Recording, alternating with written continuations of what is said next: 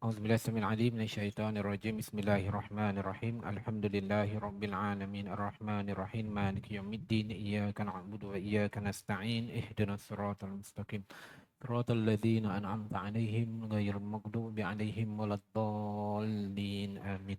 Alhamdulillahi rabbil alamin alladzi an'amana bi ni'matil iman wal islam nusalli ala khairil anam sayyidina Rasulullah sallallahu alaihi wasallam wa ala alihi wa ashabihi ajma'in.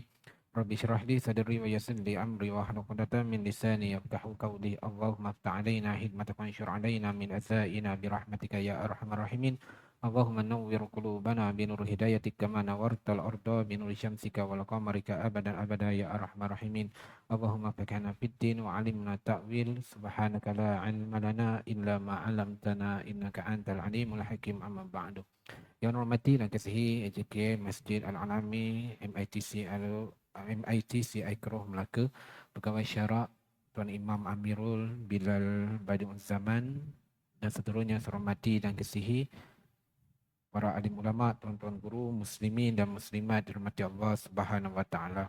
Alhamdulillah, segala puji bagi Allah Tuhan pentadbir segala alam. Di atas segala limpahan rahmat, kurniaan nikmat diberi oleh Allah Subhanahu wa taala, sebagai nikmat diberikan ke atas kita, nikmat berupa iman dan Islam. Doa keselamatan, sejahteraan, selawat selalu dan sering kita limpahkan ke atas junjungan besar kita Nabi Muhammad sallallahu alaihi wasallam, para keluarga baginda dan juga para sahabat Nabi semuanya. Dengan izin Allah Subhanahu wa taala, hidayah diberi oleh Allah, kesihatan, umur. Kita bersyukur kepada Allah. Allah Subhanahu wa taala memberikan kita ruang dan peluang berada dalam kehidupan di muka bumi Allah Subhanahu wa taala ini, melakukan ubudiyah kita, pengabdian diri kita kepada Allah, melaksanakan segala perintah dan meninggalkan segala larangan Allah Subhanahu wa taala. Dan pada hari ini, malam yang penuh keberkatan dan kerahmatan, mulia kemuliaan diberi oleh Allah Subhanahu wa taala, kita dapat bersama-sama mengimarahkan rumah Allah selain melakukan ibadah solat. Kita dapat bersama-sama berkumpul pada hari ini di rumah Allah ini dengan mengisi hati kita dengan ilmu Allah Subhanahu wa taala. Baiklah tuan-tuan dan puan-puan rahmati Allah, hari ini kita akan sambung pengajian kita tentang sejarah Islam lengkap ini berkaitan dengan peperangan di dalam Islam. Pada sebelum ini kita bicarakan tentang adakah Islam ini disebarkan atau perkembangan agama Islam ini melalui kekerasan seperti mana yang telah dinukilkan atau dinyatakan oleh sarjana-sarjana barat dalam mengkaji tentang Islam, yang mana pengkajian mereka tentang Islam tidaklah mengkajinya dengan sebaik-baik ataupun sedalam-dalamnya, lalu mereka menimbulkan satu pandangan bagi mereka bahawa berkembangnya Islam ini adalah melalui cara atau jalan kekerasan, iaitu banyaknya peperangan berlaku di dalam Islam. Disebabkan banyaknya berlaku peperangan di dalam Islam inilah mereka menyatakan bahawa berkembangnya Islam ini dengan kekerasan. Sedangkan kalau kita lihat pada permulaan dakwah Rasulullah sallallahu alaihi wasallam, ketika mana Rasulullah seorang diri menyebarkan agama Allah tanpa harta, tanpa kekayaan, dan menyebarkan dengan cara kebijaksanaan Rasulullah sallallahu alaihi wasallam, dengan cara hikmah, dengan cara memberi pengajaran yang baik. Pada permulaannya dakwah ini berkembang, Islam ini berkembang bukanlah dengan cara kekerasan. Bahkan Islam mementingkan perdamaian, bahkan Islam mementingkan hubungan toleransi bersama masyarakat di dunia ini dengan cara yang baik. Bahkan bila kata Islam ini datang, memberi kesamarataannya kepada sesama manusia yang tidak membezakan warna, kulit, bangsa dan sebagainya, yang mana di sisi Allah mereka semuanya sama, dan hanyalah yang membezakan kita ini di antara kita dengan yang lain adalah ketakwaan kita kepada Allah Subhanahu wa taala. Begitu juga apabila penyebaran agama Islam ini dikatakan, satu hadis daripada Abdul Rahman bin Auf mengatakan dalam satu hadis Ibnu Abbas, Abdul Rahman pernah berkata kepada Rasulullah sallallahu alaihi wasallam, yang mana dalam katanya dia kata, ya Rasulullah, inna kunna azzu wa nahnu musyrikun. Wahai Rasulullah, dahulunya kami ini dipandang mulia atau dihormati ketika kami ini berada dalam keadaan kafir musyrik. Wa falamma amanna sirna azillah. Tetapi bila kami ini dah beriman dengan Allah, kami telah masuk ke dalam agama Allah, maka kami ini dipandang hina dan juga kami ini tidak dihormati serta dimusuhi oleh kaum Quraisy. Maka Rasulullah SAW berkata kepada Abdul Rahman bin Auf, faqala inni umirtu al-afwa fala tuqatilun. Dia kata bahawa aku ini diperintahkan supaya memberi maaf. Maknanya jangan melakukan kekerasan dan janganlah kamu, Rasulullah kata, melakukan peperangan.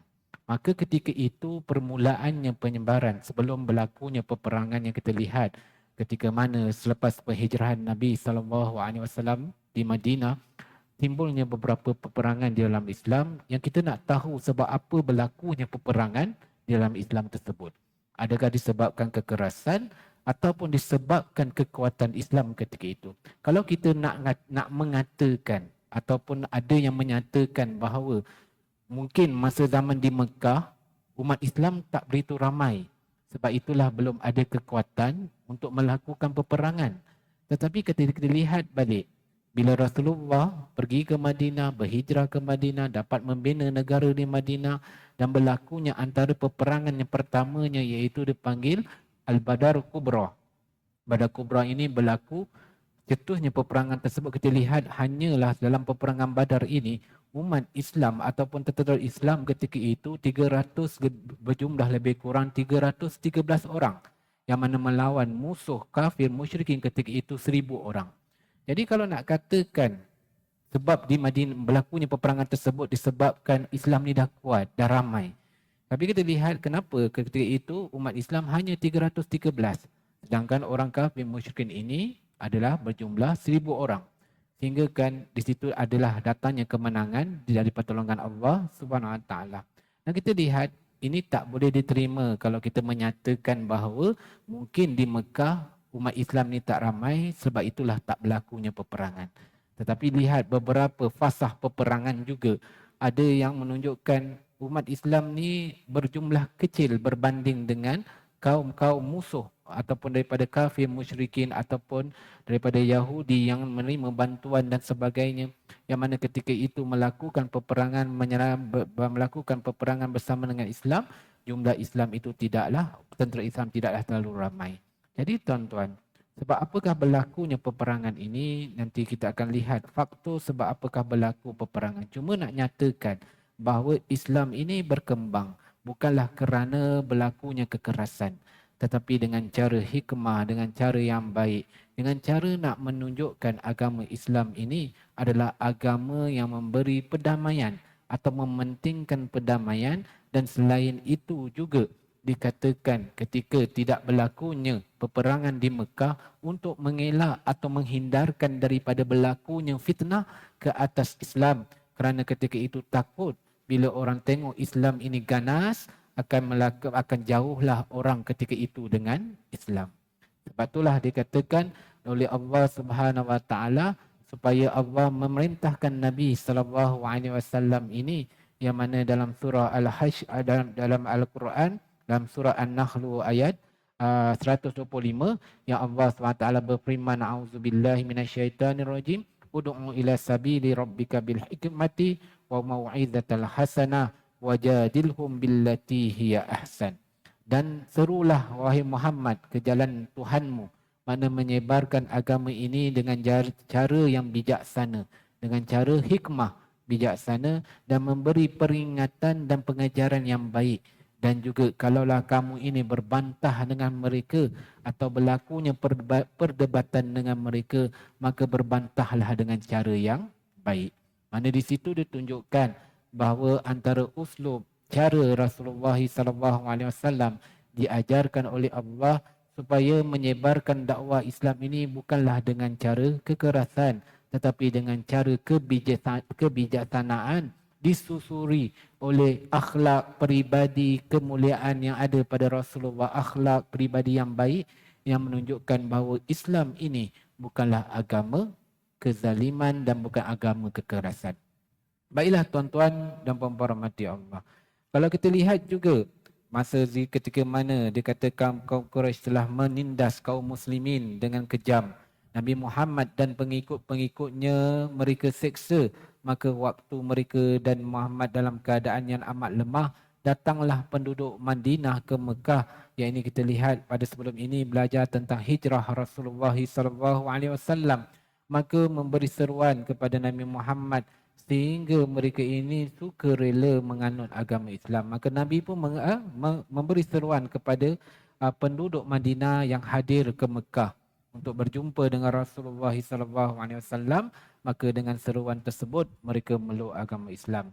Kemudian bermulalah fasa perkembangan Islam itu di Madinah, pembinaan negara di Madinah. Ketika mana Rasulullah berada berhijrah di Madinah, tidaklah semuanya penduduk Madinah itu memeluk Islam ketika itu. Pada ketika itu kaum Aus dan Khazraj semuanya memeluk agama Islam. Ada juga di kalangan orang bangsa Quraisy yang memeluk agama Islam, tetapi ada juga dikatakan penduduk ataupun kaum ataupun golongan-golongan yang bukan Islam. Antaranya adanya Nasrani dan juga adanya Yahudi yang berpegang kepada kitab, ajaran kitab Taurat.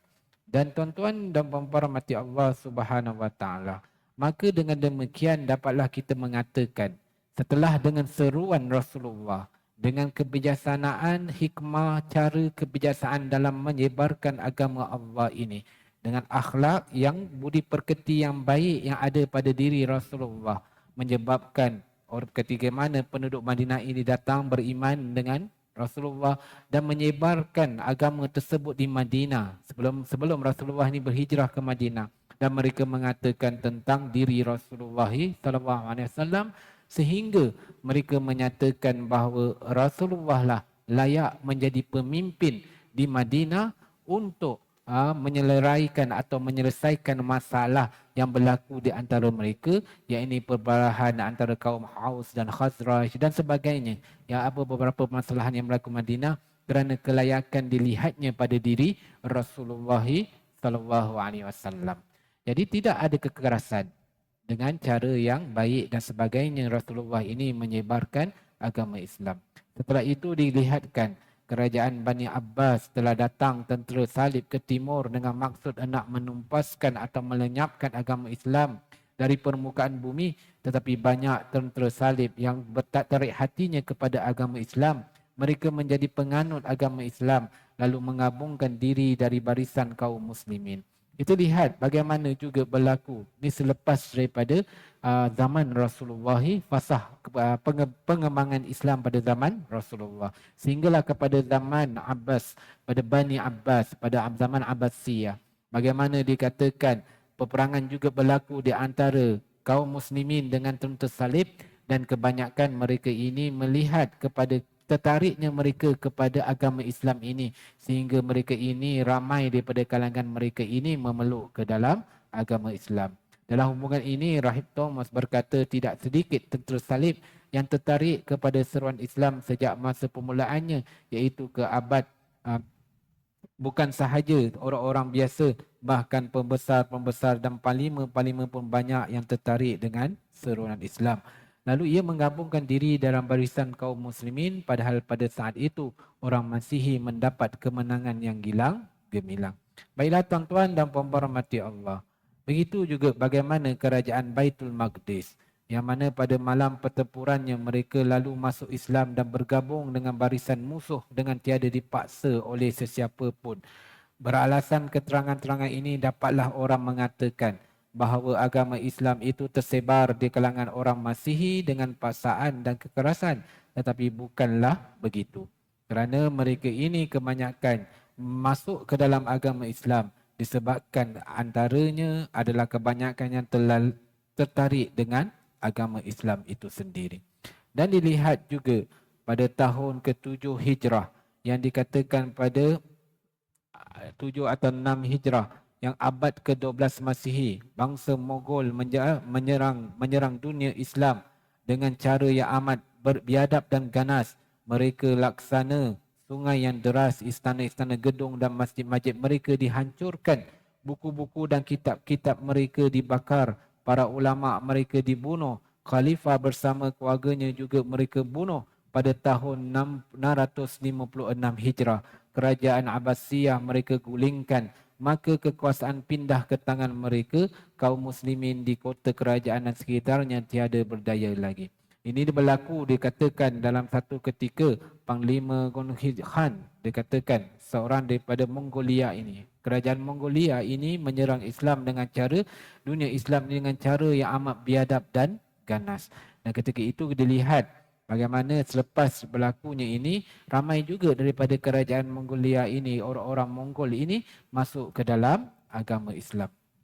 Dilihat bagaimana dikatakan pahlawan-pahlawan mereka lekasnya bangsa Mogol memeluk agama Islam, agama baru saja mereka perangi dan mereka usahakan menghancurkan dengan matian.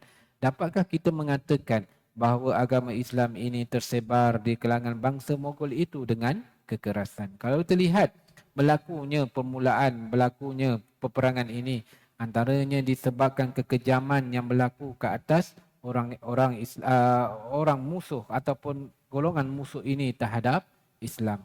Contohnya pada peperangan Badar Kubra. Badar Kubra ini tercetus diceritakan sirahnya ketika mana Abu Sufyan ini dia mengandu domba kepada seorang paparazi dipanggil Damdam. Dia mengatakan dan sambil dikatakan kepada orang musyrikin, dia katakan bahawa disebarkan fitnah bahawa Rasulullah SAW ingin membunuhnya Abu Sufyan. Tetapi sebenarnya bukan tujuan itu. Rasulullah ingin berjumpa dengan dia ini bukanlah untuk membunuh Abu Sufyan, tapi sebenarnya nak mengambil balik hak sahabat yang telah diperdagangkan oleh Abu Sufyan. Maksudnya ketika mana ada sahabat meninggalkan Mekah untuk berhijrah, dia ada tinggalkan beberapa harta mereka ini, makna mungkin barangan jualan perniagaan perdagangan mereka ini ditinggalkan di Mekah. Tetapi Abu Sufyan ini telah mengambil atau menjualkan barang-barang sahabat ini, dagangan ini dengan cara yang salah dan bukan dengan cara dengan minta izin dan sebagainya. Disebabkan nak ambil balik hak tersebut, maka Rasulullah nak berjumpa dengan Abu Sufyan ini supaya mengembalikan hak sahabat tadi. Tetapi Abu Sufyan ini bercerita lain. Dia mengandu domba mengatakan kepada kaum musyrikin bahawa Rasulullah ingin membunuhnya. Maka seketika itu bila orang kaum musyrikin ini percaya kepada Abu Sufyan, maka berlakulah peperangan antaranya disebabkan berlakulah peperangan tersebut. Kalau kita nak lihat bahawa kadang-kadang berlakunya tercetus peperangan ini bukan disebabkan datangnya daripada Islam sendiri, tetapi mungkin ada sebab yang lain. Sebabnya dikatakan di situ juga adalah disebabkan fitnah yang berlaku. Macam mana kerajaan Mongol tadi yang melakukan kekejaman, keganasan yang dikatakan keganasan yang terlampau ke atas kaum muslimin sehingga berlakunya peperangan tersebut. Kaum Yahudi juga begitu. Kita lihatlah contoh beberapa peperangan yang berlaku di antara kaum Yahudi. Yang pada dasarnya kaum Yahudi ini bukanlah penduduk tetap Madinah. Mereka bila mengkaji kitab mereka Taurat, mereka berguru dengan tok-tok guru mereka dan tok-tok guru mereka mengatakan dan dalam kitab Taurat itu mengatakan tentang kedatangan Nabi akhir zaman ini yang akan berhijrah di Madinah. Dan ketika itu mereka percaya dan mereka tahu tentang apa kebenaran yang ada pada Nabi Muhammad SAW. Maka mereka berpindah daripada Syam ke Madinah. Dan ketika itu belum lagi berlakunya hijrah Nabi SAW. Dan mereka duduk di situ dan mereka mengharapkan bahawa Nabi yang diceritakan dalam kitab Taurat mereka itu adalah datangnya daripada kalangan mereka. Kerana ketika itu mereka ada permusuhan dengan kaum Quraisy. Dan ketika itu juga mereka ada berkata dengan kaum Aus dan Khazraj, dia kata Nabi ini akan datang daripada kalangan kami dan dia akan bersama-sama kami untuk mengalahkan kamu ataupun menindas ataupun memerangi kamu. Jadi bila datang pula Rasulullah berhijrah ke Madinah dan dilihat pula bahawa Rasulullah ini datangnya daripada kalangan kaum Arab. Arab yang mereka musuhlah, mereka musuhi. Dan mereka tak boleh terima dengan keadaan begitu. Sebab itulah mereka antara alasan mereka tak nak mahu beriman dengan Islam dan beriman dengan Rasulullah SAW kerana mereka memberi alasan buat apalah kami ini nak beriman dengan Islam sebab kan dikatakan bahawa Antaranya disebabkan Nabi ini bukan daripada kalangan mereka, dan mereka mengatakan ketika Rasulullah datang ke hijrah ke Madinah, yang banyak masuk Islam ketika itu ataupun yang dahulu masuk Islam ketika itu adalah daripada bangsa Arab. Jadi dikatakan sebab apa kami nak masuk Islam? Sebab bangsa Arab dah masuk Islam dahulu, sia-sialah ataupun tak gunalah kami ini masuk ke dalam agama Islam. Sebab dia dah memusuhi ketika itu dengan bangsa Arab. Dan tuan-tuan dan puan-puan rahmati Allah, nak ceritakan apabila mereka ini duduk, Rasulullah ni merancang perancangan untuk membina negara di Madinah. Model yang ada ditunjukkan dalam pembangunan masyarakat Madinah, dikatakan oleh ahli sirah bahawa antara, kalau kita lihat, antara model yang terbaik dalam pembinaan sebuah negara adalah seperti mana model pembinaan negara yang ditunjukkan oleh Rasulullah SAW di Madinah. Jadi kalau kita nak membina sebuah negara, maka kita lihatlah kepada bagaimana cara Rasulullah ni membina negara Islam di Madinah.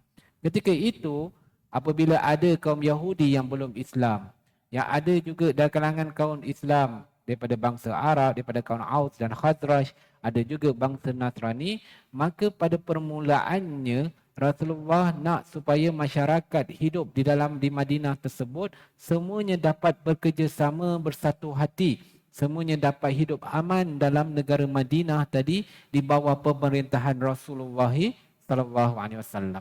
Sebab itu berlaku beberapa perjanjian, antaranya dipanggil Safiha Madinah, perjanjian yang ada dalam Rasulullah ini bersama dengan penduduk Madinah, termasuklah orang Yahudi ketika itu, antaranya dari segi dikatakan bahawa kebebasan beragama. Bagi orang Yahudi contohnya, khususnya kalau lihat pada kebebasan agama, mereka boleh beriktikad, berpegang dengan agama mereka tanpa ada halangan.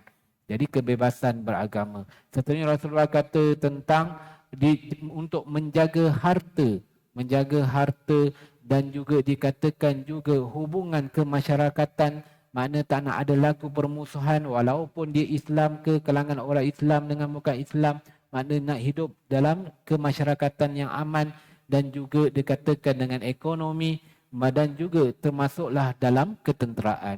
Di dalam ketenteraan inilah dikatakan oleh Rasulullah dalam perjanjian tersebut, semuanya kena bersatu hati untuk mempertahankan Madinah kalau keadaannya Madinah ini diserangi oleh musuh. Tak kiralah dia orang Yahudi ke, dia orang bukan Islam, orang Nasrani ke, orang Islam, semuanya bersatu hati dalam mempertahankan Madinah. Di situ ditunjukkan oleh Rasulullah tentang nak lahirkan rasa cinta masyarakat kepada negara. Kita baru-baru ini kita sambut Hari Malaysia. Hari Malaysia menunjukkan rasa cinta kita kepada negara kita. Islam tidak melarang kita untuk mencintai negara. Bahkan Rasulullah ini mencintai negara. Ketika mana Rasulullah ini berhijrah ke Madinah, contohnya kita lihat permulaan Rasulullah berhijrah ke Madinah, meninggalkan Mekah tempat kelahiran Rasulullah SAW. Dan bila Rasulullah berada satu bukit dipanggil Juhfah, dia berada di Mekah tersebut, Rasulullah paling ke belakang dan melihat ke arah Mekah. Rasulullah berkata kepada Mekah, ma atayyibuki min balad. Rasulullah kata, aku perhatikan tiada negeri yang paling baik melainkan kamu, wahai Mekah. Lalu Rasulullah kata, ma uhibbuka ilayya, dan aku paling cinta negeri ini adalah negeri Mekah. Dia katakan laula qaumuki, kalaulah tidak dikatakan kaummu akhrujuni, menghalau aku atau mengusir aku ini daripada Mekah. Dikatakan bahawa oleh Rasulullah, masakantu ghairuki, aku pasti tidak akan meninggalkan kamu. Itu rasa cintanya Rasulullah, nak tunjuk rasa cinta kepada Mekah, negara tempat kelahiran Rasulullah. Hal ini berterusan sehinggalah Rasulullah dapat hidup di Madinah, membina negara di Madinah, sehingga kan ada riwayat daripada Anas bin Malik menceritakan bahawa Rasulullah kalau pergi keluar bermusafir jauh-jauh, dan bila Rasulullah pulang, apabila pulang dalam perjalanan, apabila melihat anak tangga Madinah sahaja yang ada di Madinah, atau baru dilihat, dah nampak dah bangunan-bangunan di Madinah, belum sampai lagi, tapi dah nampak dah bangunan-bangunan Madinah, maka Rasulullah menggesakan untanya supaya cepat tiba di Madinah, nak menunjukkan bahawa cinta rindunya Rasulullah ini kepada Madinah. Nak tunjukkan rasa cinta Rasulullah kepada negara, dan juga ada dikatakan riwayat doa Rasulullah sallallahu alaihi wasallam, disarankan doa ketika mana di Madinah, dia kata Allahumma hubbu ilai Madinah, wahai ilainal Madinah. Dia kata wahai ya Allah, kau berikanlah, lahirkanlah rasa cinta kami ke di negeri Madinah ini atau negara Madinah ini, kahubbunal Mekah au asyuddah, seperti mana engkau berikan rasa cinta kami, sayang kami kepada Mekah. Jadi di situ contohkan rasa cinta. Jadi antara perjanjian tersebut nak lahirkan juga rasa cinta masyarakat ketika itu. Setelah 2 tahun Rasulullah membina ataupun dengan perjanjian-perjanjian tersebut di Madinah, maka tercetuslah temberang orang kaum Yahudi. Maka di situ mula nampak perangai kaum Yahudi ini. Yang mana ketika itu mereka tak ikhlas, mereka mementingkan diri mereka sehingga melanggar perjanjian-perjanjian yang dibuat di antara mereka dan Rasulullah sallallahu alaihi wasallam. Baik, insya-Allah tuan, kita akan sambung lagi sikit lagi, kita berikan laluan kepada azan insya-Allah.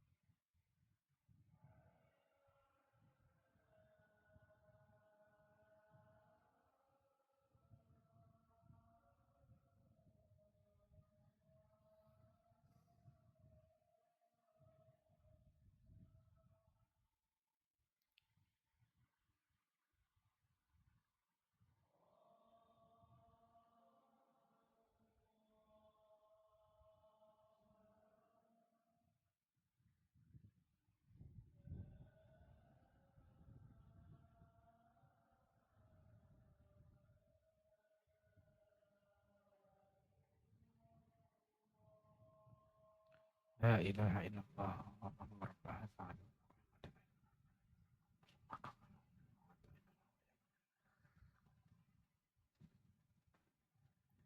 Baiklah tuan-tuan dan puan-puan, sedikit lagi sebelum saya menangguh pengajian kita. Baiklah.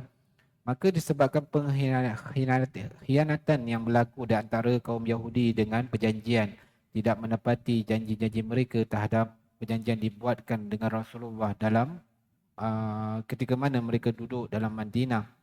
Berlakulah beberapa kekejaman ataupun dikatakan penghinaan yang mereka lakukan terhadap Islam. Contohnya Bani Qunaiqah daripada kalangan bangsa Yahudi ini antaranya telah berseteru bersama dengan kaum Quraisy ketika itu berlakunya peperangan Badar Kubra ketika itu, yang mana mereka tak boleh nak menerima kemenangan Islam dalam peperangan tersebut sehingga mereka mengejek-ejek atau merendah-rendahkan ketenteraan yang dibina oleh Rasulullah SAW. Ketika itu mereka bersekutu dengan kaum Quraisy. Padahal mereka duduk dalam negara Madinah yang diperintah oleh Rasulullah SAW dan mereka telah pun membuat perjanjian dengan Rasulullah. Dan seterusnya antara mereka mencetuskan berlakunya permusuhan antara Yahudi dengan Islam atau peperangan kekerasan di antara Islam, peperangan yang antara Islam dan Yahudi ini. Antaranya juga Bani Qunaiqah ini, mereka ini adalah golongan yang sedikit tetapi mereka ini ramainya orang kaya kerana mereka ini tokek emas. Bila mereka berada di pasar, mereka menjual emas, ada muslimah datang nak beli emas dan keadaan berhijab, tutup muka, berhijablah dan sebagainya. Ada tokek emas tersebut atau Yahudi di situ menyuruh supaya memaksa supaya perempuan ini membuka hijab tersebut.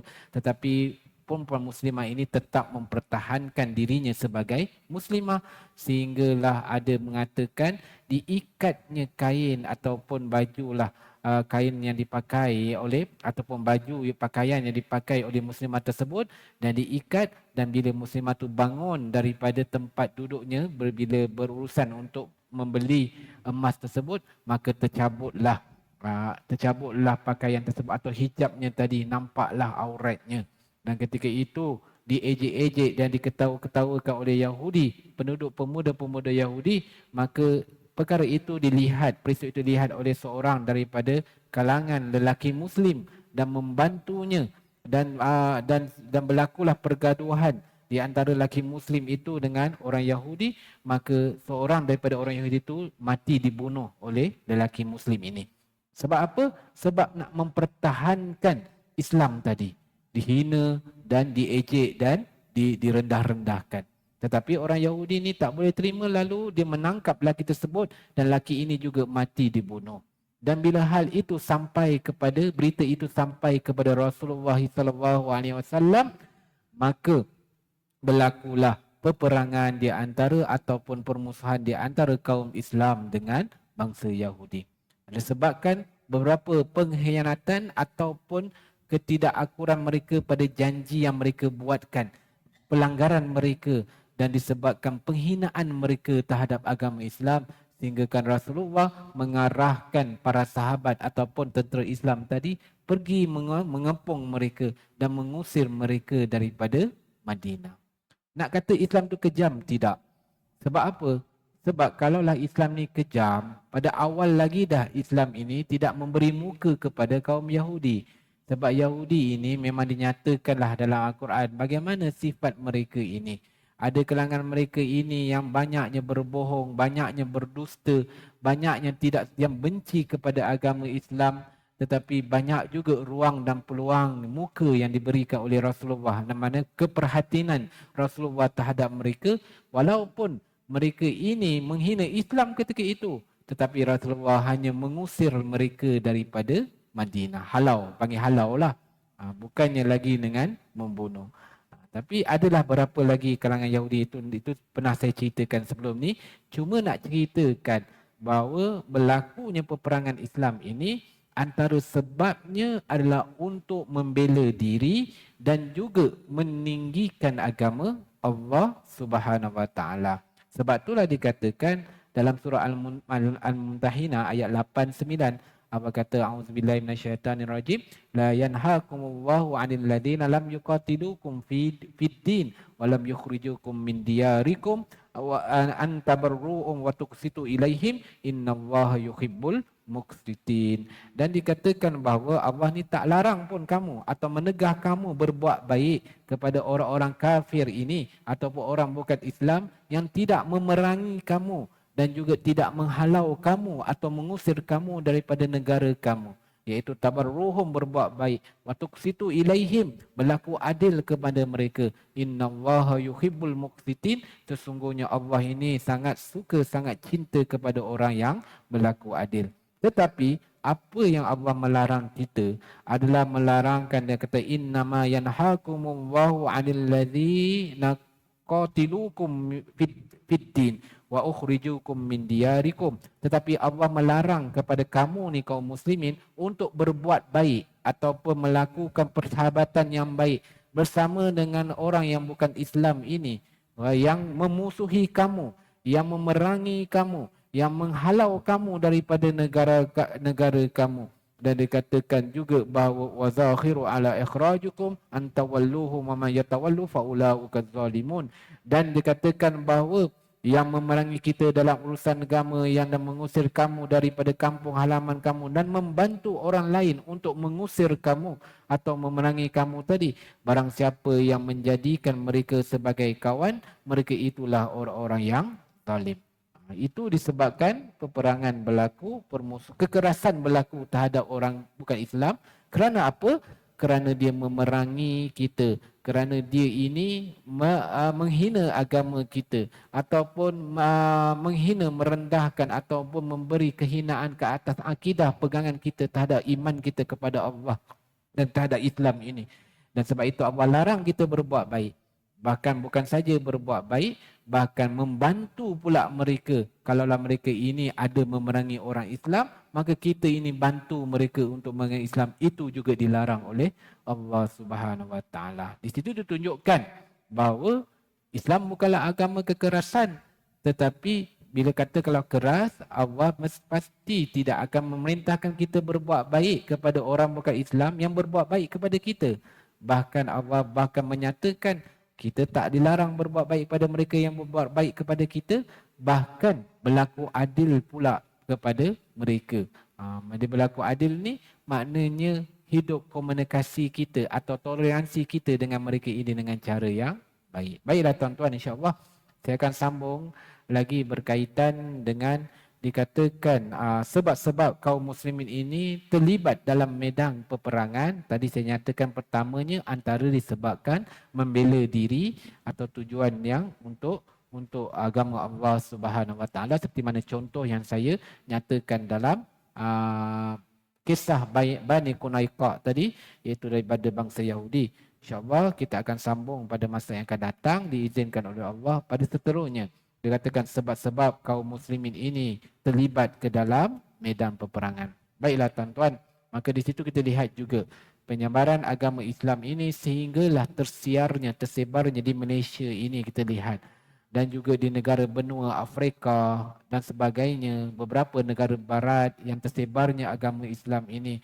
Dapatkah kita nak tunjukkan bahawa adakah penyebaran ini adalah melalui kekerasan?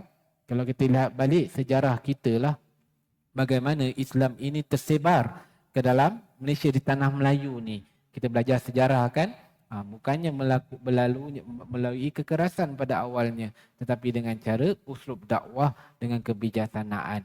Disebabkan itu, lihat berkembangnya Islam ini sehinggalah dikatakan bukanlah semata-mata kerana peperangan itu bukanlah sebagai faktor utama dalam penyebaran agama Islam, atau dikatakan sebagai tujuan utama untuk menyebarkan agama Islam ni dengan kekerasan. Tidak. Tetapi peperangan itu timbul atas sebab-sebab yang tertentu, bukan disebabkan kekerasannya agama ataupun kerasnya agama Islam atau zalimnya agama Islam ini. Baiklah tuan-tuan, Pemerintah insya-Allah nanti kita akan sambung pada masa akan datang. Saya mohon maaf mengambil masa. Wa in akum musiban fa minallahi ta'ala wa rahmatihi wa in akum makhti'an fa minni wa minasyaitonir rajim. Kalau ada kebaikan saya sampaikan semua datang pada Allah, rahmat Allah. Kekurangan juga datang pada Allah tetapi melalui diri saya dan juga dari syaitanir rajim. Insya-Allah tuan-tuan, kita mengharapkan dan kita sentiasa mengharapkan semoga Allah memberkati dalam ilmu yang kita pelajari pada hari ini, memberikan manfaatnya kepada kita insya-Allah, dan sampaikanlah juga kepada kita kerana ini adalah tanggungjawab juga kepada kita untuk sentiasa memberi peringatan dan menyampaikan peringatan ini kepada yang lain. Seperti mana Nabi sallallahu alaihi wasallam bersabda dalam hadisnya, balighni walau ayah, kan dikatakan bahawa sampaikan kepadaku walaupun dengan satu ayat, kan, ataupun dikatakan oleh Nabi, sampaikanlah kepadaku walaupun dengan satu ayat. Jadi itu satu peringatan yang disarankan kepada kita. Itulah kita kena menyampaikan pada yang lain. InsyaAllah semoga kita diberkati oleh Allah SWT. Bismillahirrahmanirrahim. Alhamdulillahirabbil alamin, wassalatu wassalamu ala asyrafil anbiya'i wal mursalin wa ala alihi wa ashabi ajma'in. Allahumma faqihna fid din wa 'allimna ta'wil. Allahumma ja'al jam'ana hadza jam'an marhuma wa tafarraqna min ba'dihi tafarraqan ma'suma. Rabbana zidna 'ilma, Rabbana atina fid dunya hasanah wa fil akhirati hasanah wa qina adzabannar. Wassallallahu ala sayyidina Muhammad wa ala alihi wasallam. Walhamdulillahirabbil alamin. Aku liqali hadza wa astaghfirullahu li wa lakum. Subhanakallahumma wa bihamdika asyhadu an la ilaha illa anta astaghfiruka wa atubu ilaik. Bismillahirrahmanirrahim. Wal 'asri innal insana lafi khusr illa alladhina amanu wa 'amilus solihati wa tawassaw bis sabr wa tawassaw bil haqqi wa tawassaw bis sabr. Assalamualaikum warahmatullahi taala wabarakatuh.